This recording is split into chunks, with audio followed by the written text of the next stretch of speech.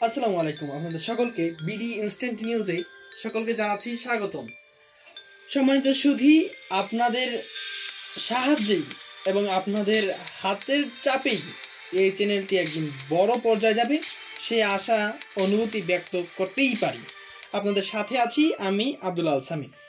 আপনি এবং আমি এই পৃথিবীতে আছি বেঁচে আমরা কি জানি যে এই মুদ্রার থলি অর্থাৎ আমাদের মানি ব্যাগের আবিষ্কার হয় কত সালে? আর মানি ব্যাগ কোথা থেকে উদ্ভব বা উৎপত্তি শুরু হলো, আমরা সেই বিস্তারিত আলোচনা করব আপনাদের সাথে। আর এই মানি ব্যাগ কোন খ্রিস্টপূর্বে আবিষ্কার হয়েছে আর কোন পূর্ব থেকে এটি শুরু হয়েছে বা কোন যুগ থেকে শুরু হয়েছে তাই নিয়ে আজকের আলোচনা। আমরা তাহলে চলে আসি প্রাচীন যুগের মুদ্রার থলি। খ্রিস্টপূর্ব 3300 অর্থাৎ 3300 খ্রিস্টপূর্ব